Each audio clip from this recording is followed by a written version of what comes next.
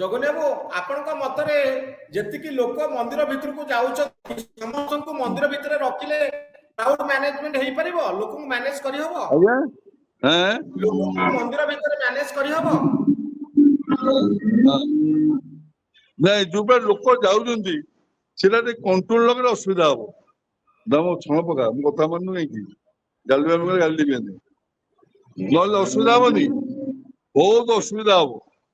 ଜଗନ୍ନାଥଙ୍କ ମନ୍ଦିରରେ ଆମେ ଯା ଚାରିଦ୍ୱାର ଖୋଲିଦେଲେ ଯୋଉଭଳି ଲୋକମାନେ ଯାଉଛନ୍ତି ମାନେ ଇ ହିସାବରେ ଶୋ ହିସାବରେ ଏବେ ଶୋ ମାର ଲୋକ ଛୁଟୁଛନ୍ତି, ତା ଭିତରେ କୀର୍ତ୍ତନ ଚକ୍ର ଭିତରେ ଭାରି ଭିଡ ହଉଛି, ମନ୍ଦିର ଭିତରେ ଭିଡ ହଉଛି, ସେଠି ଛୋଟ ଜାଗା ସେ ଯୋଉ ଷ୍ଟାପିଂ ହେଇଯିବ, ସେଥିଯୋଗୁ ତାପରେ କେମିତି କଣ କଣ୍ଟ୍ରୋଲ କରାଯିବ, କେମିତି ଦର୍ଶନ ଶୃଙ୍ଖଳିତ ହବ, କେମିତି ଭକ୍ତମାନେ ସମସ୍ତେ ଭଲରେ ଦର୍ଶନ କରି ଯିବେ, ସେଥିପାଇଁ ଆମର ସେବାୟତ ଭାଇ ମାନେ ଚେଷ୍ଟା କରୁଛନ୍ତି।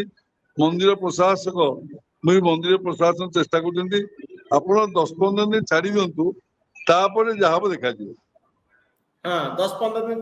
ତ ଆପଣଙ୍କର ସଜେସନ କଣ ରହିବ କ୍ରାଉଡ ମ୍ୟାନେଜମେଣ୍ଟ ପାଇଁ ପ୍ରଶାସନକୁ? ଆଜ୍ଞା ଆଜ୍ଞା ଆପଣଙ୍କର ସଜେସନ କଣ ରହିବ? ମୁଁ ମନ୍ଦିର ପ୍ରଶାସନ କହୁଛି ସେ ଚାରିଦ୍ୱାର ଖୋଲି ହବନି, ତାକୁ ଠିକ ମାନେ କଣ୍ଟ୍ରୋଲ ଲୋକ ଷ୍ଟାପିଂ ହେଇ ମରିଯିବେ। ଯେମିତି ଲୋକ ଆଗରୁ ଷ୍ଟାପିଂ ହେଇ ମରୁଥିଲେ ଆପଣ ନାଗାର୍ଜୁନ ଭେଷରେ, ସେମିତି ଲୋକମାନେ ଭାରି ଭିଡ ତା ଭିତରେ ହଉଛି। ଆପଣଙ୍କ ଶନିବାର ରବିବାର ଅସମ୍ଭବ ଭିଡ ହଉଛି, ତାକୁ ସରକାର ଦେଖିବା ଦରକାର ଏବଂ ତାକୁ କଣ୍ଟ୍ରୋଲ ରଖିବା ଦରକାର। ପୁଲିସ ପ୍ରଶାସନ ତାକୁ ଦେଖିବା ଦରକାର, ଯେମିତି କିଛି ଭକ୍ତଙ୍କର ଅସୁବିଧା ନ ହୁଏ। ଇଏ ତ ଅମାନିଆ ଭକ୍ତ ଶୁଣିବେନି, ଆପଣ ଯାହା କହିବେ ତା ଉଲ୍ଟା କରିବେ, ସତ କଥା ଶୁଣିବେନି। କି ଲୋକ ଉପରେ ଲୋକ ମାଡି ହେଇଯାଉଛନ୍ତି, ନିଜେ କେମିତି ଆଗୁଆ ପଳେଇବୁ, ଆଗୁଆ ଦର୍ଶନ କରିଦବୁ, ଏଇଟା ହିଁ ଆମର ଭୁଲ ଜିନିଷ। ଧୀରେ ସୁସ୍ଥେ ଯିବା, ଆମେ ଦୁଆର ଖୋଲା ବେଳିକା ଆମେ ସମସ୍ତେ ଦର୍ଶନ କରିବା, କିନ୍ତୁ ଧୀରେ ସୁସ୍ଥେ ଯିବା, ନିଜକୁ ନିଜେ ଶୃଙ୍ଖଳିତ କରିବା, ନିଜକୁ ନିଜେ କଣ୍ଟ୍ରୋଲ କରିବା, ଏଇଟା ମୁଖ୍ୟ ଉଦ୍ଦେଶ୍ୟ।